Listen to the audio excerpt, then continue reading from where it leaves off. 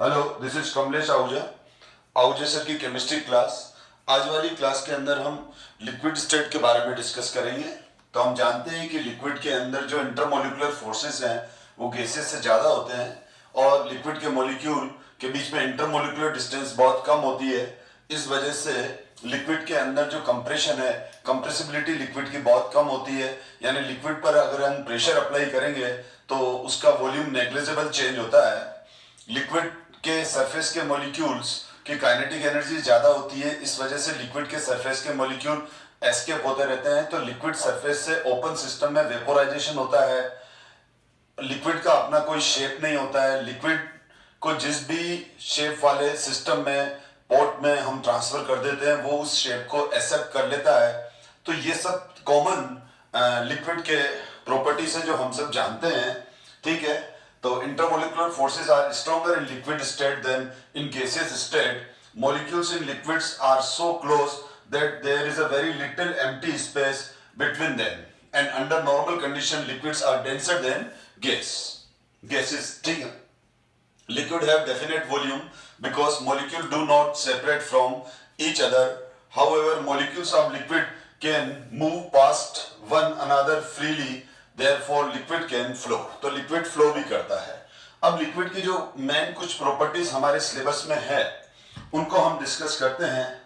Vapour pressure, boiling point, surface tension और viscosity. तो इनका एक बेसिक आइडिया ही हमारे सिलेबस में है, तो देखते हैं हम इसको। तो जब हम किसी इवैक्यूलेटेड वेसल के अंदर, जैसे हमारे पास ये कोई इवैक्यूलेटेड वेसल है और इस इवैक्यूलेटेड वेसल के अंदर हमने कोई भी लिक्विड जैसे water, acetone, benzene, petrol, diesel, kerosene, कोई भी लिक्विड इंसर्ट कर दिया। अब जैसे लिक्विड इस इवैक्यूलेटेड वेसल में डाल दिया तो इस लिक्विड सरफेस के जस्ट अबव, इस लिक्विड सरफेस पर जो लिक्विड मॉलिक्यूल्स है, मैंने अभी बताया उनकी काइनेटिक एनर्जी ज्यादा होती है। तो लिक्विड सरफेस से धीरे धीरे लिक्विड के मॉलिक्यूल एस्केप होके इस लिक्विड सरफेस के ऊपर जो एम्प्टी स्पेस है वहां ये वेपोराइज होने लग जाते हैं और टाइम के साथ अमाउंट ऑफ वेपर इस एम्प्टी स्पेस में इंक्रीज होता जाता है। वेपर मॉलिक्यूल भी एक दूसरे को कोलाइड करते हैं यहां पर। तो इस कोलिजन की वजह से कुछ वेपर मॉलिक्यूल की काइनेटिक एनर्जी पहले से इंक्रीज हो जाती है और कुछ मॉलिक्यूल की काइनेटिक एनर्जी पहले से डिक्रीज हो जाती है। तो कुछ मॉलिक्यूल जिनकी कोलिजन की वजह से काइनेटिक एनर्जी डिक्रीज हो गई, वो वापस कंडेंस हो जाते हैं। यानी जैसे ही वेपर बनती है तो वेपर का कुछ पार्ट कंडेंस होना स्टार्ट हो जाता है। स्टार्टिंग में तो क्या होता है, स्टार्टिंग में तो रेट ऑफ वेपोराइजेशन ज्यादा फास्ट होती है। रेट ऑफ वेपोराइजेशन ज्यादा फास्ट होती है क्योंकि एम्प्टी स्पेस में वेपर का अमाउंट कम था। लेकिन जैसे जैसे टाइम के साथ इस एम्प्टी स्पेस में, इस लिक्विड सरफेस के जस्ट अबव, जैसे जैसे अमाउंट ऑफ वेपर इंक्रीज होता है तो उसमें नंबर ऑफ कोलिजन्स भी इंक्रीज होती है और इस वजह से रेट ऑफ कंडेंसेशन धीरे धीरे इंक्रीज होता जाता है। तो स्टार्टिंग में रेट ऑफ वेपोराइजेशन फास्ट होता है, रेट ऑफ कंडेंसेशन स्लो होता है, पर after some time rate of vaporization becomes equal to rate of condensation. इस समय एक फिजिकल इक्विलिब्रियम, जिसको फेस इक्विलिब्रियम भी बोलते हैं हम, एक फिजिकल इक्विलिब्रियम, एक फेस इक्विलिब्रियम, क्योंकि लिक्विड एक फेस है और वेपर दूसरा फेस है और दोनों फेस क्लियरली एक दूसरे से सेपरेट हैं और सेपरेशन लेयर्स हमको दिखती भी है, विजिबल है यहाँ सेपरेशन लेयर। तो यहां पर ये इक्विलिब्रियम स्टेब्लिश हो गया। जब इक्विलिब्रियम स्टेब्लिश हो गया, इसका मतलब जिस स्पीड से लिक्विड वेपर में कन्वर्ट हो रहा है उसी स्पीड से वेपर लिक्विड में कन्वर्ट हो रहा है। तो अब क्या हो गया, इस एम्प्टी स्पेस में अमाउंट ऑफ वेपर फिक्स हो गया। अब इस वेपर की वजह से जो इस लिक्विड सरफेस पर इस वेपर की वजह से जो प्रेशर एग्जर्ट हो रहा है, या ये मैं बोलूं कि इस सिस्टम के अंदर इस वेपर मॉलिक्यूल्स की वजह से जो अंदर प्रेशर क्रिएट हुआ, प्रेशर बना, this pressure is called vapour pressure. This pressure is called vapour pressure of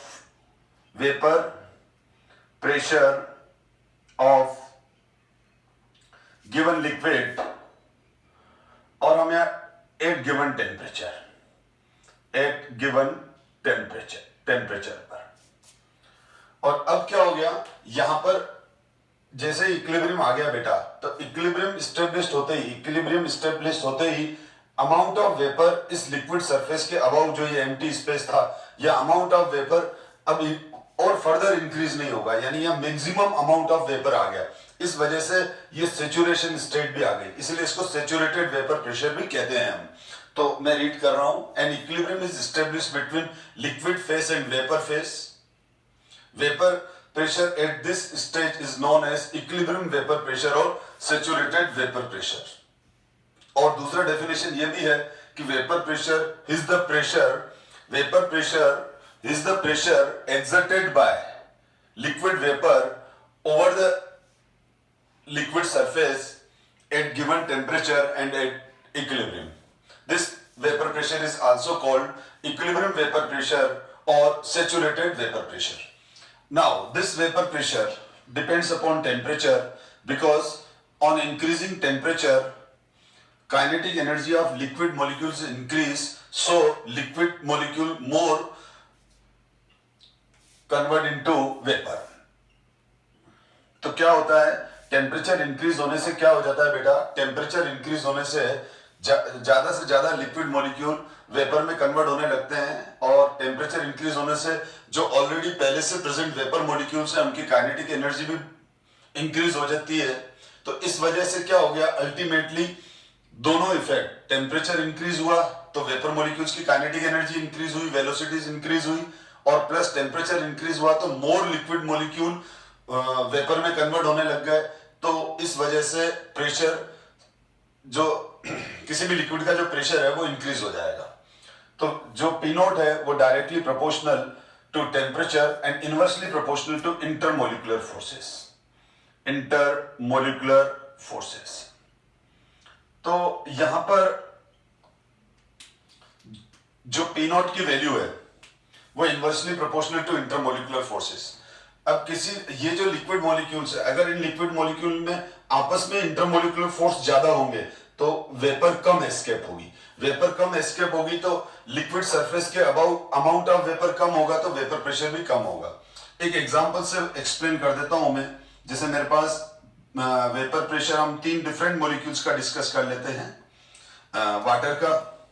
water का H2O, एल्कोहल ROH और ईथर। अब ये तीनों डिफरेंट लिक्विड हैं, वाटर, एल्कोहल एंड ईथर। तो जो वाटर, एल्कोहल और ईथर हैं, इनमें जो इंटरमोलिकुलर फोर्सेस है वो वाटर में सबसे ज्यादा होते हैं, और एल्कोहल में इंटरमोलिकुलर फोर्सेस कम है, ईथर में बिल्कुल ही कम है, यानी सबसे small little intermolecular forces ether में है। रीजन अभी क्लियर करता हूं मैं। ये देखो, आप ऑक्सीजन का इलेक्ट्रोनेगेटिविटी ज्यादा है, तो ऑक्सीजन पर पार्शियल नेगेटिव चार्ज आ जाएगा और हाइड्रोजन पर पार्शियल पॉजिटिव चार्ज आ जाएगा। और यहां पर ऑक्सीजन नेगेटिव पोल है और हाइड्रोजन पॉजिटिव पोल है। यहां पर इस तरह से हो जाएगा। तो यहां पर क्या हुआ बेटा कि यहां पर ये इस तरह से ये इंटरमोलिकुलर फोर्सेस बनेंगे। ये जो ब्लैक डॉटेड लाइन है, ये इंटरमोलिकुलर हाइड्रोजन बॉन्डिंग को बता रही है। और एल्कोहल के अंदर alkyl group intermolecular hydrogen bonding form नहीं करते हैं, क्योंकि एल्काइल ग्रुप तो हाइड्रोफोबिक होते हैं और एल्काइल ग्रुप नॉन पोलर होते हैं ऑलमोस्ट। तो ये इनका इंटरमोलिकुलर फोर्सेस के अंदर कंट्रीब्यूशन होता तो है लेकिन बहुत कम होता है। तो यहां पर क्या हो गया, ईथर के अंदर इंटरमोलिकुलर हाइड्रोजन बॉन्डिंग नहीं है। और जो इंटरमोलिकुलर फोर्सेस होते हैं, इंटरमोलिकुलर हाइड्रोजन बॉन्डिंग और वैन डर वाल्स फोर्सेस, तो जो इंटरमोलिकुलर हाइड्रोजन बॉन्डिंग है वो ज्यादा डोमिनेंट रहती है, इंटरमोलिकुलर हाइड्रोजन बॉन्डिंग ज्यादा स्ट्रॉन्ग होती है। इस वजह से जिन मॉलिक्यूल्स के अंदर जो सैंपल जैसे water, alcohol, carboxylic acid, RNS2 primary amine, ये कुछ ऐसे मॉलिक्यूल्स हैं जहां इंटरमोलिकुलर हाइड्रोजन बॉन्डिंग होती है, तो ऐसे मॉलिक्यूल्स की वेपर कम एस्केप होती है, वो लेस वोलेटाइल होते हैं। और जिन ऑर्गेनिक और इनऑर्गेनिक मॉलिक्यूल्स जैसे ईथर हो गया, एसीटोन हो गया, बेंजीन हो गया, टॉलिन हो गया, पेट्रोल, डीजल, केरोसिन, इनके अंदर वीक वंडरवाल फोर्सेस होते हैं। तो इनमें इनका जो वेपोराइजेशन होता है वो ज्यादा फास्ट होता है, तो इनसे बनने वाली वेपर ज्यादा होगी, तो इनका वेपर प्रेशर भी ज्यादा होगा। आप देख लो केरोसिन, पेट्रोल, डीजल, इनकी स्मेल बहुत ही तेजी से हमारे पास आ जाती है। हम पेट्रोल पंप के आसपास होते हैं तो हमको पेट्रोल और डीजल की स्मेल बिल्कुल हम फील करते हैं, ठीक है। तो उसका रीजन ये है कि पेट्रोल और डीजल मोर वोलेटाइल है, तो उनका वेपर प्रेशर भी ज्यादा होगा। तो यहाँ वाटर में सबसे ज्यादा इंटरमोलिकुलर फोर्स है, तो इस वजह से वाटर का वेपर प्रेशर कम होगा एल्कोहल से, और एल्कोहल से ज्यादा ईथर का होगा। यानी वाटर का वेपर प्रेशर सबसे कम, उससे ज्यादा अल्कोहल का वेपर प्रेशर होगा और उससे ज्यादा ईथर का होगा। तो ether is more volatile liquid. तो ईथर का जब बोतल अगर हम ओपन करेंगे, अगर वो बोतल ओपन ही छोड़ दिया हमने, तो बहुत ही जल्दी वो बोतल में जितना भी ईथर है वो एस्केप आउट हो जाएगा। तो इसीलिए जो मोर वोलेटाइल सब्सटेंस है उनको हमेशा क्लोज सिस्टम में रखना चाहिए, और मोर वोलेटाइल सब्सटेंस का जो क्लोज सिस्टम होता है उसमें प्रेशर भी ज्यादा एग्जर्ट होता है। एनीवे, तो यहां पर हमने ये डिस्कस किया कि वेपर प्रेशर क्या है। तो अल्टीमेटली वेपर प्रेशर किस पे डिपेंड कर रहा है? टेम्परेचर पर और लिक्विड के इंटरमोलिकुलर फोर्सेस पर। इसीलिए हम क्या बोलते हैं, वेपर प्रेशर जो है वो कैरेक्टरिस्टिक प्रॉपर्टी है। कैरेक्टरिस्टिक प्रॉपर्टी का मतलब क्या हो गया कि किसी भी लिक्विड का वेपर प्रेशर एक गिवन टेम्परेचर पर फिक्स वैल्यू है। जैसे 25 डिग्री सेंटीग्रेड पर वाटर का वेपर प्रेशर 18 mmHg होता है, तो वो हमेशा यही रहेगा अगर वो प्योर वाटर है तो। पर अल्कोहल का डिफरेंट होगा और ईथर का डिफरेंट होगा 25 डिग्री सेंटीग्रेड पर वाटर का हमेशा 18 mm है तो वो 18 mm ही रहेगा। तो वेपर प्रेशर गिवन टेम्परेचर पर किसी लिक्विड का कांस्टेंट वैल्यू है, पर टेम्परेचर चेंज होने से चेंज हो जाएगा, और कांस्टेंट टेम्परेचर पर गिवन टेम्परेचर पर डिफरेंट लिक्विड के वेपर प्रेशर डिफरेंट आएंगे। तो वेपर प्रेशर के मैग्नीट्यूड को देखकर गिवन टेम्परेचर पर वेपर प्रेशर की वैल्यू को ऑब्जर्व करके हम ये फाइंड आउट कर सकते हैं कि लिक्विड मॉलिक्यूल्स के बीच में इंटरमोलिकुलर फोर्सेस ज्यादा हैं कि कम हैं। अगर किसी लिक्विड का वेपर प्रेशर कम ऑब्जर्व हो रहा है, किसी लिक्विड का वेपर प्रेशर लो है गिवन टेम्परेचर पर, तो हम बोलेंगे कि इस लिक्विड सैंपल के अंदर जो लिक्विड मॉलिक्यूल्स हैं उनके बीच में इंटरमोलिकुलर फोर्सेस हाई है, मोर है। और अगर कोई लिक्विड का गिवन टेम्परेचर पर वेपर प्रेशर बहुत ज्यादा आ रहा है, बहुत ज्यादा ऑब्जर्व हो रहा है, हाई वेपर प्रेशर ऑब्जर्व हो रहे हैं, तो हम क्या कहेंगे कि उस लिक्विड सैंपल के अंदर जो लिक्विड मॉलिक्यूल्स हैं उनमें इंटरमोलिकुलर फोर्सेस कम है, ठीक है। तो ये प्रेडिक्ट करने के काम भी आता है वेपर प्रेशर की वैल्यू। और अब आता है नेक्स्ट बेटा बॉइलिंग पॉइंट। तो देखो बॉइलिंग पॉइंट क्या होता है। तो बॉइलिंग पॉइंट को मैं एक्सप्लेन कर रहा हूं। तो बॉइलिंग पॉइंट भी वेपर प्रेशर से रिलेटेड कंसेप्ट ही है। बॉइलिंग पॉइंट भी क्या है? वेपर प्रेशर से रिलेटेड कंसेप्ट ही है। तो अगर मैं बॉइलिंग पॉइंट की डेफिनेशन एक्सप्लेन करूं तो boiling point is the temperature at which vapour pressure of liquid becomes equal to atmospheric pressure. तो किसी भी लिक्विड का जो बॉइलिंग पॉइंट होता है वो टेम्परेचर होता है जिस टेम्परेचर पर उस लिक्विड का वेपर प्रेशर इंक्रीज होता हुआ एटमॉस्फेरिक प्रेशर के बराबर आ जाए। किसके बराबर आ जाए? एटमॉस्फेरिक प्रेशर के इक्वल आ जाए। तो देखो कोई भी लिक्विड है, जैसे ये मेरे पास एक गिवन लिक्विड है, तो इस लिक्विड का वेपर प्रेशर है P0 और इधर से एटमॉस्फेरिक प्रेशर है। तो हमेशा किसी भी लिक्विड का जो वेपर प्रेशर होगा वो हमेशा कम होगा किसके कंपैरिजन में? एटमॉस्फेरिक प्रेशर के कंपैरिजन में। जो एटमॉस्फेरिक प्रेशर है जिसको हम 1 atm प्रेशर कहते हैं, तो जो एटमॉस्फेयर का प्रेशर है P atm किसके बराबर होता है? 1 atm। जो ये प्रेशर हम फील कर रहे हैं सी लेवल पे या एक नॉर्मल हाइट पे जो सी लेवल से ज्यादा हायर लेवल पे नहीं है, तो ये जो हम प्रेशर जनरल एल्टीट्यूड्स पे जो फील करते हैं, this pressure is called 1 atmospheric pressure. यानी हम और आप जिस प्रेशर पर हैं उसको हम क्या बोलते हैं, 1 एटमॉस्फेरिक प्रेशर, और ये 1 एटमॉस्फेरिक प्रेशर 760 mmHg के इक्वल होता है। तो अब क्या हो गया, अब ये हुआ कि किसी भी लिक्विड सरफेस के अगर कोई लिक्विड है और वो ओपन सिस्टम में है, तो उस लिक्विड के ऊपर जो प्रेशर वर्क कर रहा है वो कितना वर्क कर रहा है, 1 atm 760 mmHg। ठीक है, तो ये प्रेशर इस लिक्विड का सरफेस फील कर रहा है। तो ये जो एटमॉस्फेरिक प्रेशर है बेटा, इस एटमॉस्फेरिक प्रेशर की वजह से ही 760 mmHg प्रेशर की वजह से ही ये लिक्विड इस ओपन सिस्टम में अपने आप को बनाए हुए है। इसकी मजबूरी है यहां पर रहना। जैसे मैं आपको एक एग्जांपल दूं, स्कूल के अंदर आप क्यों बैठे रहते हैं, क्योंकि आपके ऊपर स्कूल का एक प्रेशर है, उस प्रेशर की वजह से स्टूडेंट स्कूल के अंदर सिस्टमेटिक तरीके से अरेंज मैनर में क्लास के अंदर अपने आप को लिक्विड स्टेट में बनाए हुए रहते हैं। अगर ये स्कूल का प्रेशर रिलीज हो जाए तो आप वेपोराइज हो जाते हो। तो स्कूल का प्रेशर कब रिलीज होता है, छुट्टी के समय, जिस समय फाइनल बेल बजती है, आपकी छुट्टी हो गई, तो उस समय अगर आपको टीचर आपको रोकने की कोशिश भी करते हैं तो आप नहीं रुकते हैं, और सब स्टूडेंट दौड़ते हुए और वेपोराइज हो जाते हैं। तो आपको मेरी बात समझ में आ गई कि उसी तरह से एक ओपन सिस्टम में लिक्विड क्यों एग्जिस्ट कर रहा है, लिक्विड क्यों डिसिप्लिन के साथ बैठा हुआ है, क्योंकि उसके ऊपर जो सुपर इम्पोज प्रेशर आ रहा है वो उसके खुद के प्रेशर से ज्यादा है।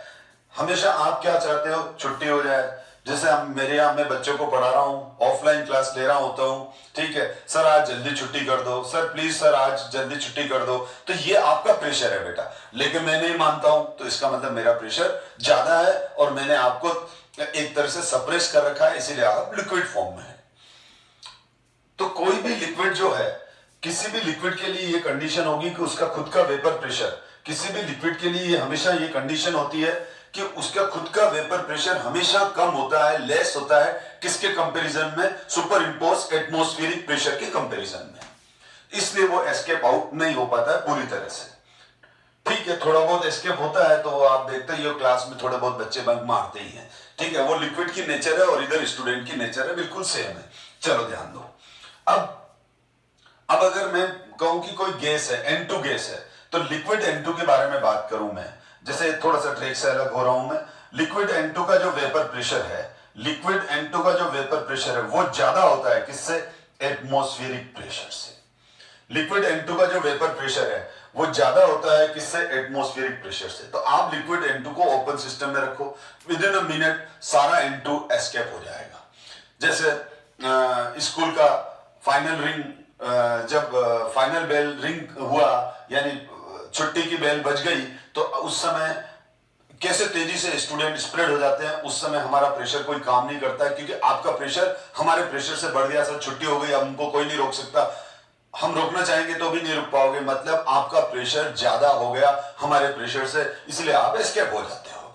ठीक है, तो यहां पर किसी भी गैस के लिए, चाहे वो लिक्विड N2 हो, चाहे लिक्विड CO2 हो, चाहे लिक्विड मीथेन गैस हो, कोई भी गैस को जब हम लिक्विडिफाई करते हैं और हम उसको ओपन सिस्टम में रखते हैं, तो वो with in a minute escape हो जाती है। रीजन क्या देंगे हम उसका वेपर प्रेशर के टर्म में, कि लिक्विड N2 का जो वेपर प्रेशर है वो एटमॉस्फेरिक प्रेशर से ज्यादा है। इसका मतलब किसी भी गैस को जब हम लिक्विड में कन्वर्ट करते हैं तो उसका वेपर प्रेशर हमेशा ज्यादा होगा, किसके कंपैरिजन में, एटमॉस्फेरिक प्रेशर के कंपैरिजन में। और जो कोई लिक्विड है जो हमारी नॉर्मल कंडीशन में जो लिक्विड फॉर्म में एग्जिस्ट कर रहा है, तो वो लिक्विड फॉर्म में अगर एग्जिस्ट कर रहा है रूम टेम्परेचर पर, 30 डिग्री सेंटीग्रेड टेम्परेचर पर, तो उस केस में क्या हो गया है, एटमॉस्फेरिक प्रेशर ज्यादा है और उस लिक्विड का खुद का वेपर प्रेशर कम है, तो वो दब के बैठा है। अब बॉइलिंग पॉइंट की बात चल रही थी, तो ये सब डिस्कशन करना मुझे जरूरी था बेटा। अब क्या हुआ कि यहां पर ये जो सुपर इम्पोज प्रेशर है, एटमॉस्फेरिक प्रेशर है, ये तो चेंज होने से रहा, ये तो कांस्टेंट है, लेकिन पी नॉट की वैल्यू चेंज होगी, क्योंकि हमको मालूम है पी नॉट डायरेक्टली प्रोपोर्शनल क्या होता है, P naught directly proportional temperature होता है। P naught directly proportional to क्या होता है? टेम्परेचर होता है। तो हम क्या करेंगे, हम इस लिक्विड का टेम्परेचर इंक्रीज करना स्टार्ट करेंगे। तो जैसे जैसे हम इस लिक्विड का टेम्परेचर इंक्रीज करना स्टार्ट करेंगे वैसे वैसे क्या होता जाएगा, वैसे वैसे इस लिक्विड का वेपर प्रेशर भी इंक्रीज होता जाएगा। तो एक टाइम ऐसा आएगा, ठीक है, एक टाइम ऐसा आएगा जब इस लिक्विड का वेपर प्रेशर इंक्रीज होता हुआ, इस लिक्विड का वेपर प्रेशर इंक्रीज होता हुआ किसके बराबर आ जाता है? किसके बराबर आ जाता है? एटमॉस्फेरिक प्रेशर के बराबर आ जाता है। यानी पी नॉट की वैल्यू 760 mm है, ठीक है, और सपोज करो इसकी वैल्यू 25 mm है। तो अब क्या हुआ, बॉइलिंग पॉइंट टेम्परेचर पर क्या होगा? बॉइलिंग पॉइंट टेम्परेचर पर इसकी वैल्यू 760 mmHg है, तो इसकी वैल्यू भी 760 mmHg हो जाती है। दोनों की वैल्यू इक्वल हो जाती है, ठीक है। तो अब इस केस में क्या हुआ, लिक्विड अब इस एटमॉस्फेरिक प्रेशर को नहीं गाठेगा, उसको इग्नोर करेगा और तेजी से वो एस्केप आउट होने लगेगा, ठीक है। तो ये बॉइलिंग पॉइंट आ गया। तो boiling, this temperature is called boiling point temperature, TB naught, B लिखा है बेटा, ठीक है। तो टीबी नॉट, तो बॉइलिंग पॉइंट वापस से देखना बेटा, boiling point is the temperature, ये रहा boiling point, this is the boiling point. तो boiling point is the temperature, boiling point is the temperature at which vapour pressure of liquid becomes equal to atmospheric pressure. जैसे water, अगर ये water है, suppose करो अगर ये water है बेटा, तो अब वाटर है, तो इस वाटर का बॉइलिंग पॉइंट कितना आता है? 100 डिग्री सेंटीग्रेड, मतलब 373 केल्विन, अगर केल्विन में बात करूं तो मैं, ठीक है। तो अब यहां पर क्या हो गया, इसका मतलब 100 डिग्री सेंटीग्रेड टेम्परेचर पर वाटर का जो वेपर प्रेशर है वो 25 mm से इंक्रीज होकर कितना हो गया, ठीक है, 25 mmHg से इंक्रीज हो गए 760 mmHg हो गया। यानी ये वाटर जिस टेम्परेचर पे पड़ा था वो 25 mm, उस समय इस वाटर का प्रेशर 25 mmHg अज्यूम कर लो, कर रखा है मैंने। और अब क्या होगा, ये 25 mmHg प्रेशर जो है वो टेम्परेचर इंक्रीज होने से इंक्रीज होता होता कहां पहुंच गया, 760 mm पर। कहां पहुंच गया वो, कहां अप्रोच कर गया, 760 mm पर। तो अब क्या हो जाएगा, अब ये लिक्विड इस एटमॉस्फेरिक प्रेशर को इग्नोर करेगा और वो एस्केप हो जाएगा। छुट्टी के समय आप हमको इग्नोर करके तेजी से भाग जाओगे, हम रोकने की कोशिश करेंगे लेकिन आप नहीं रुकोगे, लाइक दैट, ठीक है। अब हम इस तरह से ये बॉइलिंग पॉइंट की डेफिनेशन हो गई। तो हमको एक बात और क्लियर हो गई कि अगर कोई भी लिक्विड बॉइल हो रहा है तो उस समय उसका वेपर प्रेशर क्या होगा, उसके सुपर इंपोज प्रेशर के बराबर होगा, यानी 1 एटमॉस्फेरिक प्रेशर के बराबर होगा, ठीक है। तो अब हमने ये देख लिया कि किसी भी लिक्विड का बॉइलिंग पॉइंट क्या है। तो boiling point is the temperature at which vapour pressure of liquid becomes equal to atmospheric pressure और सुपर इंपोज प्रेशर, उसके ऊपर कितना प्रेशर पड़ रहा है उसके बराबर हो जाए। अब हम देखें, अभी जैसे हमने एक एग्जांपल लिया, वाटर का वेपर प्रेशर है, ठीक है, उससे ज्यादा वेपर प्रेशर हमने किसका देखा, एल्कोहल का देखा। उससे ज्यादा वेपर प्रेशर हमने किसका देखा, ईथर का देखा। और उससे ज्यादा किसका हो जाएगा, उससे ज्यादा, सबसे ज्यादा वेपर प्रेशर एटमॉस्फेयर का होगा। कोई भी लिक्विड इसीलिए लिक्विड है क्योंकि उसका वेपर प्रेशर कम है एटमॉस्फेरिक प्रेशर से। तो ये हो गया, ठीक है। तो अब क्या हुआ, सपोज करो इसका वेपर प्रेशर जैसे मैंने 25 mm ले रखा है, तो ऑब्वियसली इसका और कम हो जाएगा और इसका और कम हो गया। तो अब और ये हमारा एटमॉस्फेरिक प्रेशर है 760 mm। तो हमको क्या करना है, water alcohol ether, water alcohol ether, ठीक है। तो ये वाटर का वेपर प्रेशर, ये अल्कोहल का और ये ईथर का। तो जब अब मेरे पास ये तीन सिस्टम है, ठीक है, ये तीनों हैं और इन तीनों को मैं एक साथ एक ही टाइम पर सेम इंटेंसिटी की हीट के साथ, ये तीनों लिक्विड है मेरे पास यहां पर, ठीक है। अब मैं क्या कर रहा हूं, मैं ये कर रहा हूं कि इन तीनों को एक ही टाइम पर एक साथ हीट करना चालू किया, सेम इंटेंसिटी की हीट दी, ठीक है। तो अब क्या होगा, ये वाली वैल्यू इधर आएगी, ये वाली वैल्यू इधर आएगी, ये वाली वैल्यू यहां जाएगी। यानी कहने का मतलब ये आ जाएगा 10 mm। थोड़ा सा मिस्टेक हो गया बेटा, मैंने क्या कहा, ये डेटा गलत लिख दिया। ये 25 है तो ये 50 mm कर दो, ये 75 mm कर दो, ठीक है, क्योंकि वेपर प्रेशर इंक्रीज हो रहा है बेटा, वेपर प्रेशर इंक्रीज हो रहा हो, ठीक है। सॉरी बेटा, ठीक है, कभी कभी कोई मिस्टेक हो जाती है तो मेरा ध्यान चला जाता है तो मैं करेक्शन कर देता हूं, ठीक है। तो यहां पर वाटर का वेपर प्रेशर 25 mm है, तो एल्कोहल का मैंने उससे ज्यादा अज्यूम किया तो कितना हो जाएगा 50, और इसका और ज्यादा हो जाएगा तो 75। तो 25, 50 और 75। तो अब क्या हो जाएगा, इसका मतलब ईथर मोर वोलेटाइल है। चलो, तो अब क्या हो जाएगा, अब जब मैंने इन तीनों का इक्वल सैंपल लिया, 100 ml 100 ml 100 ml, लेकिन तीनों को एक साथ हीट करना स्टार्ट किया, तो ईथर का जो वेपर प्रेशर है वो 75 से इंक्रीज होना स्टार्ट होगा। 75 से यहां पर गाड़ी कहां से स्टार्ट हो रही है, स्टार्ट ही 75 से हो रही है, यानी 75 से इंक्रीज होता हुआ 760 पर जाएगा, ठीक है। जाने के लिए कौन सा ड्राइविंग फोर्स है, टेम्परेचर, तो टेम्परेचर इंक्रीज करेंगे। यहां पर 50 mm से स्टार्ट होगा और 50 mm से इंक्रीज होता 760 mm तक आएगा, यानी 1 एटमॉस्फेरिक प्रेशर तक आएगा। और यहां पर ये टेम्परेचर इंक्रीज होता हुआ, टेम्परेचर इंक्रीज होगा तो 25 वाला प्रेशर यहां तक जाएगा। तो अब आपको क्लियर है। अब मेरा आपसे क्वेश्चन है कि कौन सा लिक्विड पहले बॉईल हो जाएगा, तो ईथर लिक्विड जो है वो अपने बॉइलिंग पॉइंट पर जल्दी आ जाएगा, लो टेम्परेचर पर आ जाएगा, क्योंकि इसका ऑलरेडी 75 है, मोर वोलेटाइल है। तो इसको थोड़ा बहुत ही हीट करेंगे, थोड़ा सा ही टेम्परेचर इंक्रीज करेंगे तो वो 760 mm को अप्रोच कर जाएगा। वाटर का, इन तीनों में वाटर का जो वेपर प्रेशर है वो सबसे कम है, और वाटर का वेपर प्रेशर सबसे कम होने की वजह से क्या होगा कि वाटर को 760 तक लाने में ज्यादा हीट देनी पड़ेगी, ज्यादा टेम्परेचर इंक्रीज करना पड़ेगा।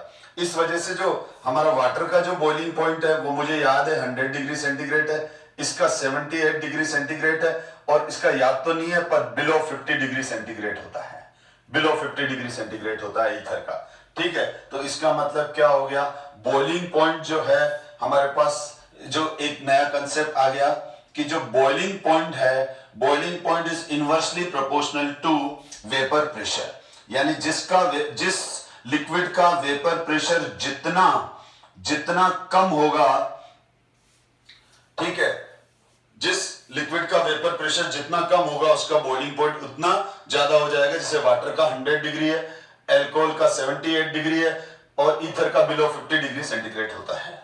अल्टीमेटली वेपर प्रेशर को अल्टीमेटली किसी भी लिक्विड के वेपर प्रेशर को इंक्रीज करते हुए 760 mmHg मतलब 1 atm तक पहुंचाना है, और एक ही रास्ता है, हीट करना है, ठीक है। तो जो इस पॉइंट पर जल्दी पहुंच जाएगा, लो टेम्परेचर पे पहुंच जाएगा, तो उसका बॉइलिंग पॉइंट लो हो गया। जो हाई टेम्परेचर पर इस पॉइंट पर पहुंचेगा तो उसका बॉइलिंग पॉइंट हाई हो गया। तो जिस लिक्विड का वेपर प्रेशर कम है, जिस लिक्विड का वेपर प्रेशर लेस है, बॉइलिंग पॉइंट हाई होगा। और वेपर प्रेशर लेस है, इसका मतलब उस लिक्विड के अंदर इंटरमोलिकुलर फोर्सेस ज्यादा हैं, उस लिक्विड के अंदर इंटरमोलिकुलर फोर्सेस ज्यादा हैं। तो मेरे हिसाब से अब आपको ये बात क्लियर हो गई, कंसेप्ट क्लियर है यहां तक कि बॉइलिंग पॉइंट वेपर प्रेशर पे डिपेंड करता है, और लेकिन बॉइलिंग पॉइंट साथ में सुपर इम्पोज प्रेशर पे भी डिपेंड करता है। तो मैं इसको एक और एग्जांपल देता हूं जिससे ये क्लियर करूं मैं आपको कि how to boiling point depends upon super impose pressure. तो अभी तो हम लिक्विड के वेपर प्रेशर को डिस्कस कर रहे थे।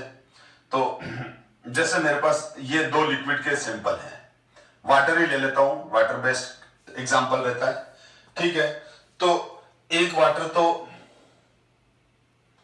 ठीक है, इस वाटर पर सुपर इम्पोज प्रेशर और ये है। तो सपोज करो यहां पर जो सुपर इम्पोज प्रेशर है, वो जो सुपर इम्पोज प्रेशर है, एटमॉस्फेरिक प्रेशर है, वो 1 atm है, ठीक है। और यहां पर जो सुपर इम्पोज प्रेशर है, ये अजम्पशन ले लिया मैंने 1.5 atm है, यानी वाटर कहां ज्यादा। तो दो कंडीशन है, सपोज करो यहां पर सुपर इम्पोज प्रेशर 1.5 atm है, यहां 1 atm है। तो अब इसका मतलब यहां पर जो है P not water, P not को मैंने 25 लिया है, ठीक है। पी नॉट को मैंने क्या लिया है, 25 लिया है। तो यहां पर क्या होगा, जो वाटर का वेपर प्रेशर है, वाटर का जो वेपर प्रेशर है वो किसके बराबर आएगा, टेम्परेचर इंक्रीज करूंगा तो टेम्परेचर इंक्रीज करने से क्या होगा, जो वाटर का वेपर प्रेशर है वो, ध्यान देना बेटा, अब मैं यहां टेम्परेचर इंक्रीज कर रहा हूं, टी इंक्रीज कर रहा हूं, ठीक है। तो टी इंक्रीज कर रहा हूं और ये इसकी वैल्यू कितनी ली हुई है मैंने, 1 atm। तो इसका मतलब मेरे को क्या करना है, इस वाटर का वेपर प्रेशर इंक्रीज करते हुए 1 atm तक लाना है, मतलब 760 mm तक लाना है, ठीक है। तो ये मेरे पास कितने पे आ जाता है, ये मेरे पास 100 डिग्री सेंटीग्रेड पर आ जाता है, यानी इसका जो बॉइलिंग पॉइंट होगा वो हमारा 100 डिग्री सेंटीग्रेड होगा इस सैंपल का। लेकिन यहां पर ये जो वाटर है उसके ऊपर सुपर इम्पोज प्रेशर सपोज करो 1.5 atm, एक एग्जांपल दिया समझाने के लिए। तो बात तो यहां पर भी यही है बेटा कि यहां पर भी जो पी नॉट की वैल्यू है उससे ज्यादा जो सुपर इम्पोज प्रेशर है, ये सुपर इम्पोज, इसको अपन ये मान के चल रहे हैं कि जो एटमॉस्फेरिक प्रेशर है वो बढ़कर 1.5 atm हो गया है। तो क्या होगा, यानी सुपर इम्पोज प्रेशर बढ़ गया है। तो अब यहां पर भी बात तो वही है कि यहां पर हम टेम्परेचर इंक्रीज होगा, टेम्परेचर इंक्रीज करेंगे, टेम्परेचर इंक्रीज करेंगे तो पी नॉट की वैल्यू इंक्रीज होते हुए सुपर इम्पोज प्रेशर आ जाएगी। लेकिन यहाँ सुपर इम्पोज प्रेशर कितना लिया हुआ है, 1 atm। तो यहां पर हमारे को क्या करना पड़ेगा, ये जो पी नॉट की वैल्यू है, इस पी नॉट की वैल्यू को 1.5 atm तक बढ़ाना पड़ेगा। तो जब हम पी नॉट की वैल्यू को 1 atm तक बढ़ाते हैं, जब हम वाटर का टेम्परेचर 100 डिग्री सेंटीग्रेड करते हैं, तब जाकर इसका वाटर का जो वेपर प्रेशर है वो 760 mm मतलब 1 atm के बराबर आता है। तो यहां पर हमारे को अब वाटर का वेपर प्रेशर इंक्रीज करते हुए, वाटर का वेपर प्रेशर इंक्रीज करते हुए 1.5 atm तक लाना है, जबकि यहां 1 atm तक लाया। तो अगर 1 atm प्रेशर 100 डिग्री सेंटीग्रेड पर आ रहा है तो यहां पर boiling point I think 150 degree centigrade हो जाएगा।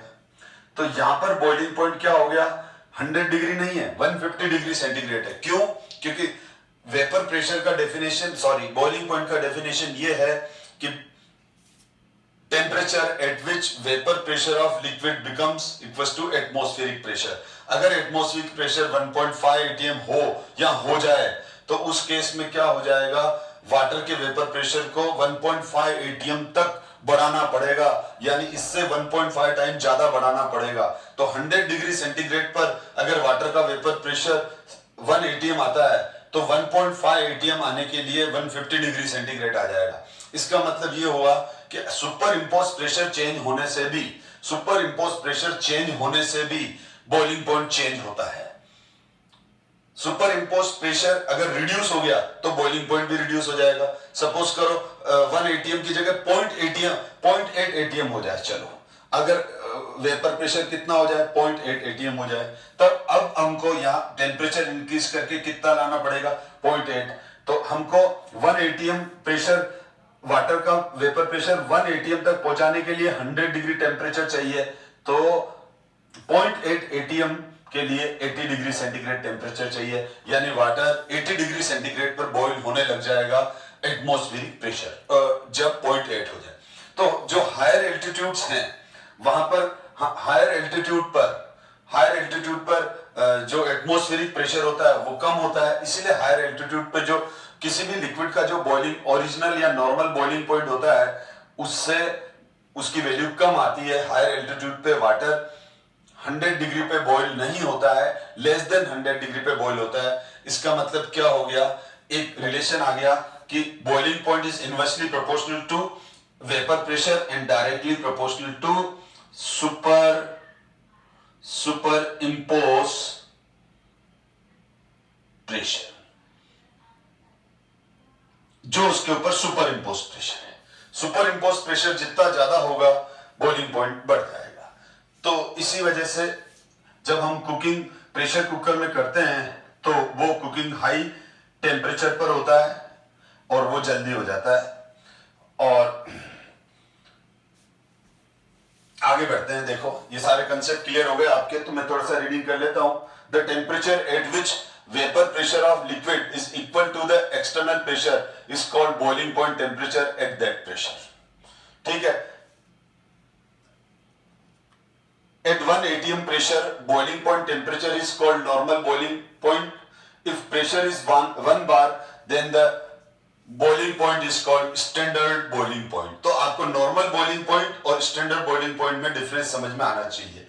नॉर्मल बॉइलिंग पॉइंट होता है 1 एटीएम प्रेशर पर और स्टैंडर्ड बॉइलिंग पॉइंट होता है 1 बार पर। ठीक है, standard boiling point of the liquid is slightly lower than the normal boiling point because 1 bar pressure is slightly less than 1 ATM. ठीक है, तो जो 1 एटीएम होता है वो थोड़ा सा ज्यादा होता है 1 बार। ठीक है, क्योंकि 1 बार प्रेशर जो होता है वो होता है 0.987 एटीएम के बराबर होता है। ठीक है, तो यहां पर हो गया, यहां पर देख लेते हैं standard boiling point of the liquid. Standard boiling point of the liquid is slightly lower than the normal boiling point because 1 bar pressure is slightly less than 1 atmospheric pressure. The normal boiling point of water is 100 degree centigrade, it's standard boiling point is 99.6 degree centigrade. तो ये होता है बेटा यहाँ पर। तो ये दो टर्म्स एनसीईआरटी में है तो देख लेना। It higher altitude atmospheric pressure is low, therefore liquid at high altitude boil at lower temperature in comparison to that of sea level। ठीक है, सी लेवल पर तो प्रेशर सबसे ज्यादा होती है क्योंकि सी लेवल पर गैस की डेंसिटी सबसे ज्यादा होती है, प्रेशर सबसे ज्यादा होता है। सी लेवल से जैसे जैसे हम ऊपर जाते हैं गैस का डेंसिटी कम होता जाता है और प्रेशर भी कम होता जाता है। ठीक है ना, तो since water boil at lower temperature on hills the pressure cooker is used for the cooking food. और इन हॉस्पिटल्स हम जो इंस्ट्रूमेंट्स होते हैं, सर्जिकल इंस्ट्रूमेंट होते हैं, उनको ऑटोक्लेव के अंदर बॉइल करते हैं क्योंकि ऑटोक्लेव में जो प्रेशर होता है वो हाई प्रेशर होता है, 2 और 3 एटमॉस्फेयर प्रेशर होता है। इसीलिए ऑटोक्लेव के अंदर जो इंस्ट्रूमेंट बॉइल होते हैं, इंस्ट्रूमेंट को जो टेम्परेचर मिलता है वो मोर देन 100 डिग्री मिलता है, जिससे बैक्टीरिया बैक्टीरिया किल हो जाते हैं। तो ये सब हमने बॉइलिंग पॉइंट के बारे में डिस्कस किया। तो boiling point does not occur when, हाँ ये बहुत इंपॉर्टेंट पॉइंट है, पहले मैं इसको क्लियर कर दूं फिर हम डिस्कस करते हैं। देखो, तो एक और इंपॉर्टेंट पॉइंट है बॉइलिंग पॉइंट के लिए कि बॉइलिंग पॉइंट जो कोई भी लिक्विड है वो हमेशा ओपन सिस्टम में बॉइल होता है। अगर आपसे कोई ये क्वेश्चन पूछ जाए कि क्या कोई लिक्विड क्लोज सिस्टम में है तो बॉइल होगा, नेवर, कभी नहीं। सपोज करो हमारे पास वाटर का सैंपल है और वो किसी क्लोज सिस्टम में है जिसकी रिजिड वॉल्स हैं, उन वॉल्स का किसी भी हालत में एक्सपांशन नहीं हो सकता। रिजिड वॉल्स हैं, उसके अंदर वाटर का सैंपल है, हमने उस वाटर के सैंपल को हीट करना स्टार्ट किया तो होगा क्या, वाटर के सैंपल को जैसे हम हीट करना स्टार्ट करेंगे तो जो उस सिस्टम का इंटरनल प्रेशर है वो बहुत तेजी से बढ़ने लग जाएगा क्योंकि क्लोज सिस्टम होने की वजह से वाटर एस्केप होके जाएगी नहीं। फिर टेम्परेचर बढ़ रहा है तो टेम्परेचर काइनेटिक एनर्जी वेपर की बहुत ज्यादा बढ़ाएगी, तो उससे क्या होता जाएगा, उससे इंटरनल प्रेशर बढ़ता जाएगा जैसा कि प्रेशर कुकर में होता है। ठीक है। अब प्रेशर कुकर में तो क्या है, फिर रिलीज भी हो जाती है वेपर, लेकिन यहां मैंने क्या कहा, यहां पर तो हमने ऐसा सिस्टम लिया है जिसकी रिजिड वाल है, जहां वेपर को बाहर निकलने का कोई रास्ता नहीं है। तो क्या होता जाएगा, अंदर तो वहां जो जो वो ये क्लोज सिस्टम है बेटा, इस क्लोज सिस्टम में धीरे धीरे लिक्विड का अमाउंट तो कम होता जाएगा और वेपर का अमाउंट बढ़ता जाएगा, और वेपर का अमाउंट बढ़ता जाएगा। तो जैसे जैसे ये वेपर का अमाउंट बढ़ेगा, वेपर का अमाउंट बढ़ा तो सुपर इम्पोज प्रेशर भी इसके ऊपर बढ़ गया, वेपर का अमाउंट और बढ़ा तो सुपर इम्पोज प्रेशर और बढ़ता गया। ठीक है, तो टाइम के साथ ये वेपर का अमाउंट कम होता जाएगा और बचे हुए लिक्विड के ऊपर सुपर इम्पोज प्रेशर भी टाइम के साथ क्या होता जाएगा, बढ़ता जाएगा। एक टाइम ऐसा आ जाएगा कि पूरा का पूरा एक होमोजीनियस, एक इंटरमीडिएट फिजिकल स्टेट वाला फेस बन जाएगा, एक इंटरमीडिएट फिजिकल स्टेट वाला फेस बन जाएगा। और इस समय जो टेम्परेचर है, उस टेम्परेचर को हम क्रिटिकल टेम्परेचर कहते हैं, क्योंकि क्लोज सिस्टम में हो क्या रहा है, जो अंदर जो प्रेशर क्रिएट हो रहा है वही प्रेशर लिक्विड के ऊपर भी सुपर इंपोज होता जा रहा है। तो लिक्विड बॉईल होगा ही नहीं, लिक्विड तो बॉईल तब होगा जब लिक्विड का खुद का बॉइलिंग पॉइंट, लिक्विड तो तब बॉईल होगा जब लिक्विड का खुद का vapour pressure super impose pressure के बराबर हो जाए। तो या तो क्या हो रहा है, अंदर अपन क्लोज सिस्टम के अंदर जब लिक्विड को हीट कर रहे हैं तो लिक्विड की वेपर ही लिक्विड के सरफेस पर सुपर इम्पोज प्रेशर को इंक्रीज कर रही है, इसीलिए लिक्विड क्लोज सिस्टम में कभी भी बॉईल नहीं होता है। बहुत इंपॉर्टेंट पॉइंट, ध्यान से देखो, boiling does not occurs when liquid is heated in a closed vessel. On heating continuously vapour pressure increases. At first a clear boundary is visible between liquid and vapor phase। बिल्कुल initially तो liquid और vapour face के बीच में एक clear remarkable distinguishable phase दोनों दिखेंगे, separation layer clear होगी, because liquid is more dense than vapour. As the temperature increase more and more molecules go to vapour phase and density of vapour rises. Time के साथ क्या होता जाएगा, vapour की density increase होती जाएगी। At the same time, liquid becomes less dense. At the same time, liquid becomes less dense. It expands because molecules move apart. When density of liquid, तो एक टाइम ऐसा आ जाएगा, क्या रहा है, जब जैसे जैसे हम कंटिन्यूअस हीट करते जा रहे हैं तो वेपर फेस की डेंसिटी इंक्रीज होती जा रही है और लिक्विड फेस की डेंसिटी डिक्रीज होती जा रही है। तो क्या हो जाएगा, एक टाइम ऐसा आएगा कि लिक्विड का डेंसिटी डिक्रीज होता हुआ और वेपर का डेंसिटी इंक्रीज होता हुआ एक होमोजेनियस डेंसिटी वाला इंटरमीडिएट फेस आ जाएगा। तो when density of liquid and vapor becomes the same, the clear boundaries between liquid and vapor disappear। उस समय disappear हो जाएगा। This temperature is called critical temperature। तो ये क्रिटिकल टेम्परेचर जो हमने एंड्रू एक्सपेरिमेंट में प्रीवियस क्लास में देखा था, उसका बहुत अच्छा कंसेप्ट आपका यहां पर भी क्लियर हुआ कि किसी भी लिक्विड जब गैस में कन्वर्ट हो रहा है तो उसका क्रिटिकल टेम्परेचर क्या है।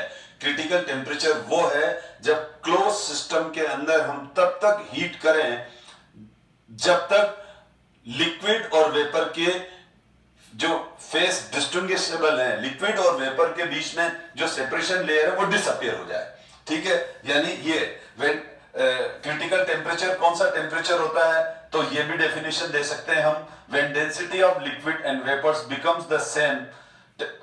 वापस सुनना, critical temperature is the temperature, critical temperature is the temperature in a close system when density of liquid and vapor becomes the same, the clear boundaries between liquid and vapors is disappear, is called temperature is liquid। उसका क्या बोलेंगे, उस temperature को हम critical temperature. ये हमने अभी discuss कर लिया, बहुत इंपॉर्टेंट पॉइंट डिस्कस किया हमने। अब हम आगे आ जाते हैं सरफेस टेंशन। अब ये जो सरफेस टेंशन का जो कंसेप्ट है और विस्कोसिटी का कंसेप्ट है, ये फिजिक्स के अंदर पूरा फ्लूइड में अपने आप में एक एक चैप्टर्स हैं। यहाँ तो ये लिक्विड की प्रॉपर्टी है, तो सरफेस टेंशन और विस्कोसिटी के बारे में हम बहुत कम डिस्कस करेंगे। इसका डिटेल डिस्कशन आप फिजिक्स में करना और केमिस्ट्री में करना भी मत, क्योंकि आप आउट ऑफ ट्रैक चले जाओगे और फिजिक्स के बहुत सारे कंसेप्ट है तो आप अपना टाइम वेस्ट करोगे।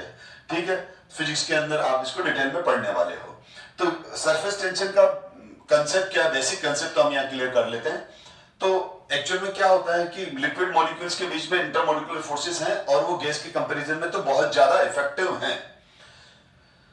तो यहां पर हम लिक्विड को दो पार्ट में डिवाइड कर रहे हैं बेटा, एक तो सरफेस के मॉलिक्यूल्स और दूसरे बल्क के मॉलिक्यूल्स। सरफेस के मॉलिक्यूल्स और बल्क के मॉलिक्यूल्स। सरफेस मॉलिक्यूल्स ये वाले हो गए जहां अभी मेरी स्ट्रिक चल रही है, ये सरफेस के मॉलिक्यूल्स हैं। और ये अंदर जो है दिख रहे हैं, जैसे ये क्यूब का कोना है, अंदर भी है, ठीक है, तो ये जो हो गए बल्क के हो गए। तो हम सबसे पहले सरफेस टेंशन को डिस्कस करने से पहले मैंने क्लियर कर दिया कि मैंने मॉलिक्यूल्स को दो पार्ट में डिवाइड कर दिया, सरफेस के मॉलिक्यूल्स और बल्क के मॉलिक्यूल। ये 2D में ये सरफेस के मॉलिक्यूल्स और ये बल्क के मॉलिक्यूल्स, ये 3D में होता है, ठीक है। तो एनीवे अब क्या होगा, अब ये होगा कि अगर हम किसी बल्क के मॉलिक्यूल को देखें, किसी बल्क का यानी अंदर वाले मॉलिक्यूल को देखें, तो जैसे मैंने एक ये वाला मॉलिक्यूल जिसको मैंने थोड़ा रेड शेड कर दिया, तो ये जो मॉलिक्यूल है, ये मॉलिक्यूल यहां इसके जो नेबरिंग 6 मॉलिक्यूल्स हैं, 4 तो दिख ही रहे हैं 2D में, ये इधर भी अट्रैक्ट हो रहा है, ये इधर भी अट्रैक्ट हो रहा है, ये इधर भी अट्रैक्ट हो रहा है, ये इधर भी अट्रैक्ट हो रहा है। और इसी तरह इसके ऊपर जो 3D में देखेंगे तो इसके जस्ट ऊपर भी मॉलिक्यूल होगा, ठीक है, इसके ऊपर भी मॉलिक्यूल होगा, तो वो फोर्स इस तरफ होगा टूवर्ड्स व्यूअर, और इस मॉलिक्यूल के जो नीचे भी होगा मॉलिक्यूल, वो भी इसको अपनी तरफ नीचे की तरफ अट्रैक्ट करेगा। तो कुल मिला के क्या हो गया, इस पर टोटल 6 मॉलिक्यूल्स का फोर्स ऑफ अट्रैक्शन है। इधर इस तरफ इस तरफ इस तरफ 4 तो दिख ही रहे हैं, एक जो इसके ऊपर है और एक जो इसके पीछे नीचे है, ठीक है, यानी इसके डाउन नीचे है, ठीक है। तो अब यहां पर क्या हो गया, इस मॉलिक्यूल पर चारों तरफ से फोर्स इक्वल है, तो नेट फोर्स हो गया 0 इस पे, यानी ये नेट फोर्स 0 हो गया, बैलेंस है, खुश है, अंदर परेशान नहीं है। तो फिर कौन परेशान है, सरफेस के मॉलिक्यूल्स। ये सरफेस के मॉलिक्यूल डाउनवर्ड डायरेक्शन में ज्यादा अट्रैक्ट हो रहे हैं, क्योंकि ऊपर तो है ही नहीं सरफेस के ऊपर, कुछ ऊपर तो है ही नहीं सरफेस के ऊपर, तो यहां पर ये क्या हो जाएगा, ये नीचे की तरफ ज्यादा अट्रैक्ट होंगे। तो यहां एक सरफेस पर सरफेस के जो मॉलिक्यूल है वो अनस्टेबल हो गए, इनकी एनर्जी ज्यादा हो गई, और ये सरफेस पर अगर हम एक लाइन ड्रॉ करें तो हर मॉलिक्यूल परपेंडिकुलर डाउनवर्ड डायरेक्शन में एक फोर्स फील कर रहा है, ठीक है। इसी फोर्स को हम सरफेस टेंशन कह रहे हैं, इसी फोर्स को हम सरफेस टेंशन कह रहे हैं। एक तरह से किसी भी लिक्विड का जो सरफेस के मॉलिक्यूल्स हैं वो सब आपस में, वो सारे के सारे मॉलिक्यूल्स का जो फोर्स है वो इनबैलेंस है और नीचे की तरफ फोर्स फील कर रहे हैं, तो एक स्ट्रेचिंग मेम्ब्रेन की तरह वो बिहेव करने लग जाएगा। तो सरफेस टेंशन को आगे बढ़ने से पहले ये लैंग्वेज रीड कर लेते हैं। A molecule in the bulk, यानी ये वाले, ठीक है, of liquid experience equal intermolecular forces all side, जैसे मैंने बताया था, अभी ये वाला मॉलिक्यूल हो गया, therefore does not experience any net force, but for the molecule on the surface, यानी ये वाले है, ठीक है, but for the molecules on the surface of liquid net attractive forces towards the interior of the liquid, ठीक है, यानी ये interior of the liquid, due to the molecules below it, and since there are no molecules about, ठीक है। तो ये हमने discuss किया लिक्विड टेंड्स। अब इसी को हम सरफेस, तो अब क्या होगा, लिक्विड के जो सरफेस के मॉलिक्यूल है वो दुखी हैं, परेशान हैं, मोर एनर्जेटिकल है, वो अपने एनर्जी को कम करना चाहेंगे, तो बल्क में जाना चाहेंगे, वो अपने फोर्स को बैलेंस करना चाहेंगे। तो सरफेस पर ये आप ध्यान रख लो कि कोई भी लिक्विड का कोई भी मॉलिक्यूल जो है, लिक्विड का कोई भी मॉलिक्यूल सरफेस पे रहना पसंद ही नहीं करता, वो हमेशा इस तरह से अपने आप को ड्राइव करता है, एक ड्राइविंग फोर्स लगाता रहता है ताकि वो बल्क में चला जाए। तो इस वजह से लिक्विड अपना सरफेस मिनिमम करना चाहता है, यानी कोई भी मॉलिक्यूल जब सरफेस पे रहना ही नहीं चाहता है तो हम ये बोलेंगे ना कि लिक्विड सरफेस पे नहीं रहना चाहता है। तो लिक्विड कब ज्यादा स्टेबल होगा, मिनिमम सरफेस एरिया पर, और मिनिमम सरफेस एरिया किसका होता है, स्फीयर का होता है। हम सब साइंस के स्टूडेंट है, जानते हैं हम। तो liquid tends to minimize their surface area, the molecules on the surface experience a net downward force and have more energy than the molecules in the bulk, which do not experience any net force. Therefore, liquid tends to have minimum number of molecules at their surface. ठीक है, जो मैंने कहा वही लिखा हुआ है, ठीक है ना। इसको अगर आपको भी नोट्स बनाते हो तो वीडियो को पॉज करके और इस लैंग्वेज को रीरीड कर सकते हो। If surface of the liquid is increase, ठीक है, अगर हमारे पास एक लिक्विड का ड्रॉप है, हमारे पास एक लिक्विड का सिस्टम है, तो हम उसका सरफेस बढ़ाएंगे तो लिक्विड अपोज करेगा, लिक्विड के मॉलिक्यूल अपोज करेंगे, सारे मॉलिक्यूल बोलेंगे हम सरफेस पे नहीं जाएंगे, सारे लिक्विड मॉलिक्यूल दूसरे को बोलेंगे तू जा सरफेस पे। तो क्या होगा, लिक्विड के मॉलिक्यूल को सरफेस पे लाने के लिए या लिक्विड का सरफेस एरिया बढ़ाने के लिए हम उसको खींचना पड़ेगा, ताकत लगानी पड़ेगी, ठीक है।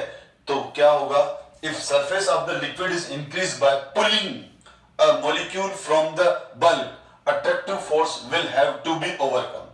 This will require expenditure of energy, ठीक है, एनर्जी खर्च करनी पड़ेगी, मैं खींच रहा हूं एनर्जी, ठीक है। द एनर्जी रिक्वायर्ड, ये इंपॉर्टेंट लाइन है, the energy required to increase the surface area of the liquid by 1 unit is defined as surface energy.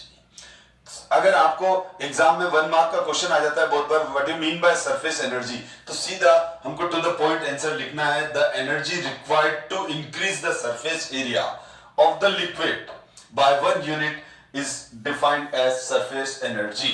यानी उसके 1 यूनिट एरिया को बढ़ाने के लिए, इंक्रीज करने के लिए जितना हम एनर्जी दे रहे हैं वो उसकी सरफेस एनर्जी है। Surface tension is defined as the force acting per unit length perpendicular to the line drawn on the surface of liquid. ये भी डेफिनेशन बहुत इंपॉर्टेंट है, ठीक है। तो क्या है, ये लिक्विड हो गया हमारा, अभी अभी जस्ट बता ही चुका हूं मैं, और ये लिक्विड है और इसमें ये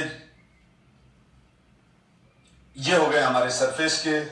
तो ये जो सरफेस के मॉलिक्यूल्स हैं, इस पे हमने एक लाइन बना दी, हर सरफेस का मॉलिक्यूल परपेंडिकुलर डाउनवर्ड डायरेक्शन में क्या फील कर रहा है, फोर्स। तो ये रहा डेफिनेशन। तो surface tension is defined as the force acting, ये रहा force acting per unit length perpendicular to the line, ये perpendicular to the line drawn on the surface of the liquid, यानी ये वाला, ये हो गया ना, परपेंडिकुलर हो गया, तो ये वाला डेफिनेशन हो गया। ऐसा ही यूनिट है इसका newton per metre. The lowest energy state of the liquid will be when surface area is minimum. तो spherical shape satisfied this condition, that is why mercury drop और any liquid drop are spherical in shape, ठीक है। The magnitude of surface tension of a liquid depends upon the intermolecular forces. सीधी बात है कि वो जो perpendicular जो surface के मॉलिक्यूल्स हैं वो परपेंडिकुलर डाउनवर्ड डायरेक्शन में अट्रैक्ट हो रहे हैं। तो अगर इन मॉलिक्यूल्स के इंटरमोलिकुलर फोर्सेस ज्यादा हैं तो डाउनवर्ड फोर्स ऑफ अट्रैक्शन भी ज्यादा होगा, तो सरफेस टेंशन भी ज्यादा होगा। फिर टेम्परेचर इंक्रीज होने से क्या होता है, इंटरमोलिकुलर फोर्सेस ब्रेक होने लग जाते हैं, कम होने लग जाते हैं, तो सरफेस टेंशन भी कम हो जाता है। तो टेम्परेचर जैसे जैसे लो होता जाएगा सरफेस टेंशन इंक्रीज होता जाएगा, टेम्परेचर इंक्रीज करेंगे तो सरफेस टेंशन डिक्रीज होगा। तो मैं इसको रीड कर लेता हूं, the magnitude of surface tension of a liquid depends on the attractive force between the molecules. When the attractive force are larger, the surface tension is larger. Increase in temperature, increase the kinetic energy of the molecule, and effectiveness of intermolecular attraction decreases. So surface tension decreases as the temperature is raised. अब next आता है बेटा viscosity. अब viscosity भी मैंने क्या कहा, physics के अंदर फ्लूइड के अंदर पूरा एक चैप्टर है, हम खाली थोड़ा सा बेसिक देख लेते हैं। तो विस्कोसिटी में आपने देखा है कि आपने ये जनरल ऑब्जर्वेशन सबने किया है कि कोई भी जो इंक्लाइनल स्लोप हो, इंक्लाइनल एरिया है, ठीक है, स्टीप लाइन है, स्टीप स्लोप है, तो वहां पर जब कोई लिक्विड हम गिराते हैं तो वो लिक्विड टूवर्ड्स ग्रेविटी अलग अलग स्पीड से ग्रेविटी की तरफ मूव करता है, बॉटम की तरफ मूव करता है, ठीक है। तो यही विस्कोसिटी है। हमने देखा है हनी, शहद, ठीक है, ग्लिसरीन, ये जो होते हैं ये ग्रेविटी के टूवर्ड्स स्लो स्पीड से मूव करते हैं, इनका फ्लो स्लो रहता है, वाटर का फास्ट रहता है। बेसिकली क्या होता है, विस्कोसिटी के अंदर, विस्कोसिटी को हम डिस्कस करने से पहले हम लिक्विड का फ्लो डिस्कस करते हैं। तो बेसिकली लिक्विड का जो फ्लो होता है वो लेमिनर फ्लो होता है। लेमिनर फ्लो का मतलब ये हो गया कि जैसे यहां मैंने एक डायग्राम शो कर रखा है, तो यहाँ first layer, second layer, there is number of layers. जैसे एक बुक है, बुक के अंदर 300 पेजेस है, तो इसका मतलब क्या हुआ, हर पेज एक लेयर है। तो बुक में अगर 300 पेजेस है तो 300 लेयर्स है। तो उसी तरह से लिक्विड में भी ये लिक्विड भी क्या होता है, एक मल्टी लेयर बुक मान लो आप, एक मल्टी लेयर बुक है। अब उसके अंदर हर लेयर, ऊपर वाली लेयर सबसे पहले आगे मूव करना स्टार्ट करती है। तो जब वो ऊपर वाली लेयर सबसे पहले मूव करना स्टार्ट करेगी टुवर्ड्स ग्रेविटी, तो वो किसके ऊपर कर रही है, अपने ही अपनी ही मतलब दूसरी लेयर के ऊपर। यानी किसी बुक का फर्स्ट पेज, मेरे कहने का मतलब ये है कि किसी बुक का फर्स्ट पेज फ्लो करना स्टार्ट कर रहा है, तो किस पे कर रहा है, उसी बुक के सेकंड पेज पे। तो उसी तरह से कोई लिक्विड की फर्स्ट लेयर जब मूव करना स्टार्ट कर रही है तो किस पे कर रही है, उसी लिक्विड के सेकंड लेयर पर। और जब सेकंड लेयर मूव कर रही है तो वो थर्ड लेयर के ऊपर मूव करके आगे बढ़ रही है। इसका मतलब इन लेयर्स के बीच में ही फ्रिक्शन होगा।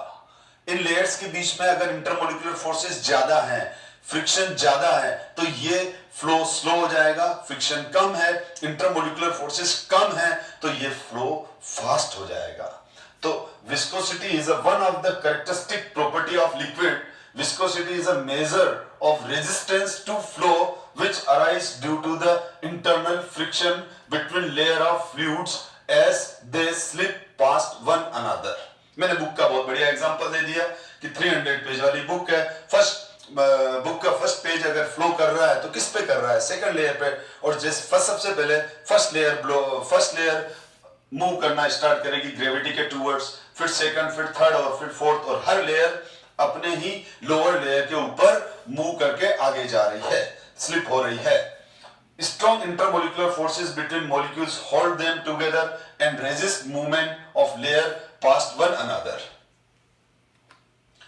Greater the viscosity, the more slowly the liquid flows.